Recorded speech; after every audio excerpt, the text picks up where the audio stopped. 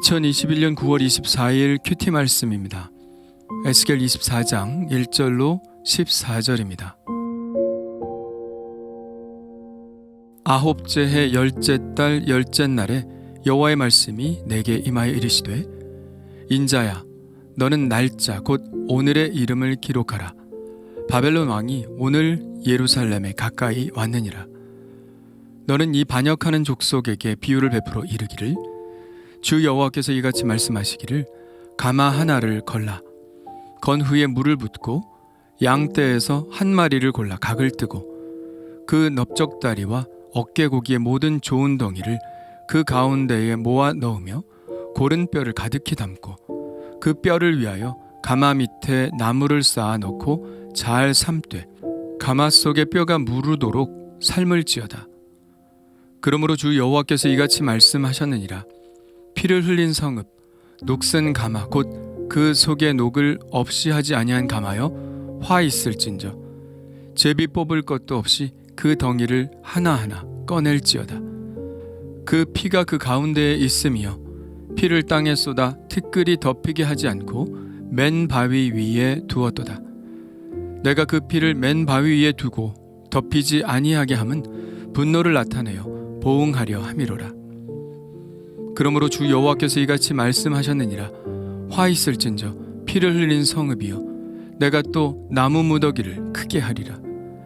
나무를 많이 쌓고 불을 피워 그 고기를 삶아 녹이고 곡물을 졸이고 그 뼈를 태우고 가마가 빈 후에는 숯불 위에 놓아 뜨겁게 하며 그 가마에 놋을 달궈서 그 속에 더러운 것을 녹게 하며 녹이 소멸되게 하라.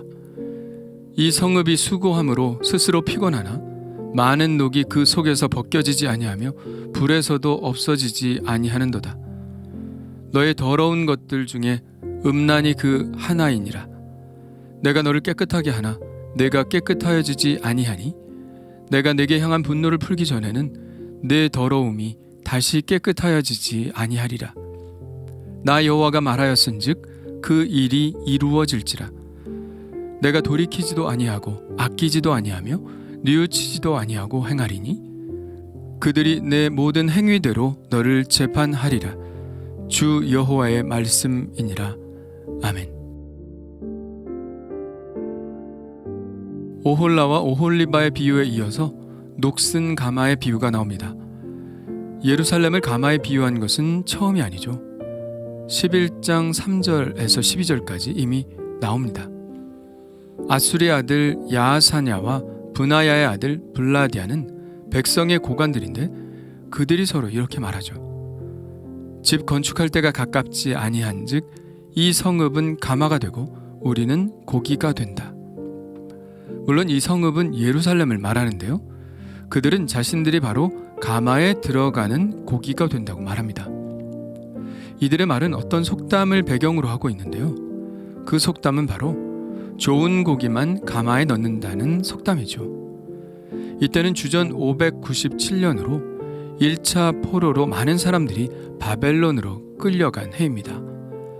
그러니까 그들의 말은 나쁜 고기들, 즉 쓸모없는 고기들은 바벨론으로 잡혀가고 자기들은 좋은 고기이기 때문에 예루살렘이라는 가마에 그대로 남는다는 이야기를 하고 있는 것이죠. 그런데 그때도 하나님은 그들에게 말씀하시는데, 때가 되면 너희도 예루살렘에서 끌려나와, 즉 가마로부터 끌려나와 이스라엘 변경에서 칼에 엎드러질 것이라고 말씀하십니다. 1차 포로 때 잡혀갔다고 좋은 고기가 아닌 것이고 1차 포로 때 예루살렘에 남았다고 좋은 고기인 것은 아닌데, 우리가 흔히 이런 오류를 범하는 것과 마찬가지로 그들은 결과를 보고 추론을 해서 판단을 하고 있는 것이죠. 어떤 큰 재난을 만나고 난 후에 살아남은 사람은 죄가 없기 때문에 살아남았고 죽은 사람들은 죽을 죄가 있기 때문에 죽은 것이라고 말한다면 그것은 얼마나 말이 안 되는 일입니까? 하나님은 그들의 생각이 착각이라는 것을 일깨워 주시겠다고 말씀하고 계신 것이죠. 오늘 말씀도 바로 그 말씀입니다. 아홉째 해 열째 달 열째 날에 여호와의 말씀이 에스겔에게 임합니다. 아홉째 해라는 것은 에스겔이 포로로 잡혀온 지 아홉째 해라는 것입니다. 에스겔이 잡혀온 것은 주전 597년이니까 아홉째 해는 주전 589년이죠. 하나님이 말씀하십니다. 인자야, 너는 날짜 곧 오늘의 이름을 기록하라. 바벨론 왕이 오늘 예루살렘에 가까이 왔느니라. 주전 587년에 예루살렘이 함락되니까 예루살렘 멸망까지 2년 남짓 남은 때입니다. 이미 바벨론 왕이 예루살렘에 가까이 왔다고 말하고 있죠. 예루살렘의 함락은 경각에 달려 있습니다. 예루살렘이 앞으로 어떻게 될지에 관해 하나님은 녹슨 가마의 비유를 통하여 설명하십니다. 하나님은 가마 하나를 걸라고 하시죠. 가마를 건 후에 물을 붓고 양떼에서 한 마리를 골라 각을 뜨고 그 넓적다리와 어깨고기의 모든 좋은 덩이를 그 가운데에 모아 넣으며 고른 뼈를 가득히 담고 그 뼈가 무르도록 삶으라고 말씀하십니다. 여기서 넓적다리와 어깨고기의 모든 좋은 덩이라는 표현을 하고 있는데요. 그리고 고른 뼈라는 표현도 있죠. 이것은 앞서 11장에서 자기들을 좋은 고기라고 칭했던 사람들을 비꼬는 말입니다. 그들은 자기들이 좋은 고기라서 아직 예루살렘이라는 가마에 남아 쓸모 있는 일을 하고 있다고 한 것이지만 이번 가마의 비유는 다르죠. 사정없이 삶아버리겠다는 말씀입니다. 녹슨 가마는 바로 그들을 모두 멸망시킬 심판의 가마인 것이죠. 6절에 제비 뽑을 것도 없이 그 덩이를 하나하나 꺼낼지어다라는 표현이 있죠. 아마도 1차 포로 때 잡혀갔던 사람들은 제비를 뽑았을 것입니다. 그래서 포로로 잡혀갈 사람과 예루살렘에 남을 사람을 구별했겠죠. 그러나 이번에는 그렇게 하지 않을 것이라는 말입니다. 다 삶아버리겠다는 것이죠. 모두가 다 멸망한다는 말입니다. 이스라엘 백성들에 대한 하나님의 노하심이 얼마나 큰지를 말하고 있는 것이죠. 그리고 7절과 8절에도 하나님의 진노하심에 대해 이렇게 쓰고 있습니다. 그 피가 그 가운데에 있으며 피를 땅에 쏟아 티끌이 덮이게 하지 않고 맨 바위 위에 두었도다. 내가 그 피를 맨 바위 위에 두고 덮이지 아니하게 함은 분노를 나타내어 보응하려 함이로라. 피가 흙에 떨어지면 다른 흙으로 덮입니다. 이것은 잘못을 덮어주겠다는 것이죠. 그러나 이스라엘의 죄는 바위 위에 떨어진 피와 같다고 말씀하십니다. 바위 위에 떨어진 피는 없어지지 않습니다. 하나님은 그들의 죄악을 기억하시고 보응하시겠다는 의지를 나타내신 것이죠. 하나님은 녹슨 가마에 불을 피우고 그 고기를 삶아 녹이고 국물을 졸이고 그 뼈를 태우고 가마가 빈 후에는 숯불 위에 놓아 뜨겁게 하며 그 가마에 놋을 달궈서 그 속에 더러운 것을 녹게 하며 녹이 소멸되게 하시겠다고 말씀하십니다. 고기를 삶는 수준의 심판이 아니라 완전히 다 태워 없애버리시겠다는 말씀입니다.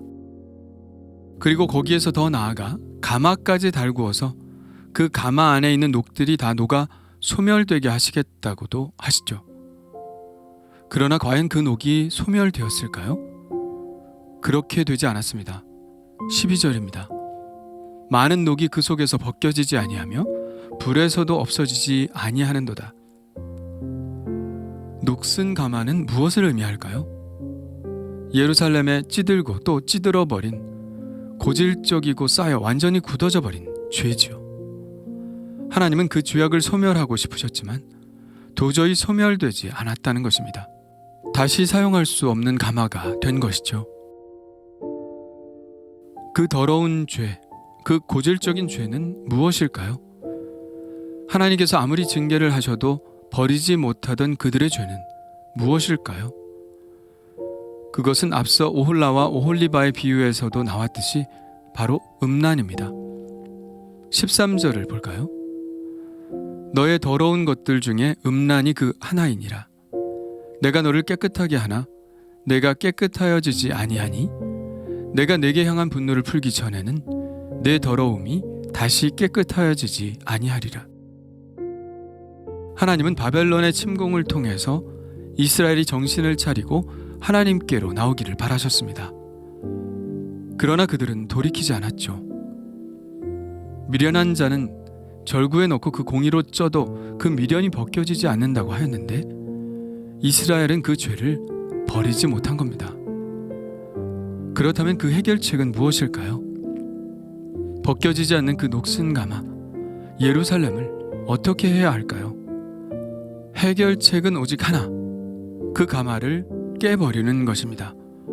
예루살렘을 완전히 멸망시킬 수밖에 없다는 것이죠.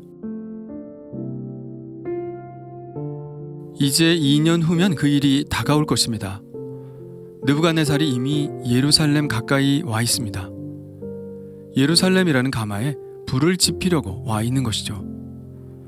그럼에도 불구하고 남아있는 이스라엘 백성들은 멸망하지 않을 것이라고 자신하고 있습니다. 예레미야가 예루살렘 성 안에서 대결을 벌인 자들이 바로 그런 거짓 선지자들 아닙니까? 그러나 에스겔은 그런 기대가 헛될 것이라고 말하고 있습니다. 왜요? 하나님이 예루살렘을 사랑하지 않아서일까요? 자비심이 없어서일까요? 아닙니다. 그렇게 하지 않고는, 그 고질적인 녹이 떨어지지 않고는 가마를 사용한다는 것은 무의미하기 때문입니다. 예루살렘을 깨버리지 않고는 그 녹도 깨지지 않기 때문이죠. 하나님의 심판은 이스라엘을 사랑하지 않으셔서가 아니라 이스라엘을 타락케 하는 그 죄를 깨뜨리시기 위해서 그렇게 하신 것입니다. 하나님의 이 결심은 확실하게 섰다고 에스겔은 이야기합니다. 돌이킬 수 없다고 말하죠. 14절입니다. 나 여호와가 말하였은즉 그 일이 이루어질지라. 내가 돌이키지도 아니하고 아끼지도 아니하며 뉘우치지도 아니하고 행하리니 그들이 내 모든 행위대로 너를 재판하리라. 주 여호와의 말씀이니라. 자식이 올바른 길을 가게 하기 위해 아픈 마음을 억누르고 회초리를 대는 아버지의 모습이 생각되지 않나요? 좋은 게 좋은 것일 수 있을까요?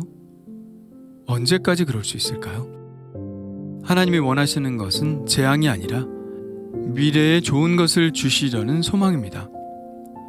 하나님의 회초리에는 그러므로 하나님의 무한하신 사랑이 있는 것이죠. 혹 하나님이 나에게 너무하신다는 생각이 들 때가 있나요? 무자비하게 느껴질 때가 있나요?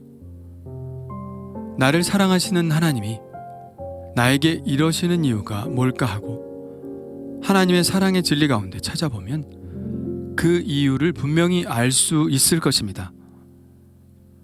내가 아직도 버리지 못하고 있는 죄는 없는가?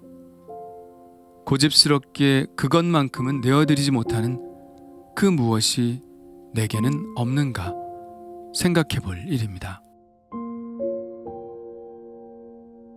주님 감사합니다.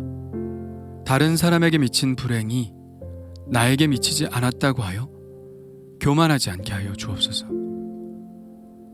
결과로 원인을 단정하는 것이 아니라 하나님의 뜻 앞에 늘 내 자신을 비춰보게 하여 주옵소서.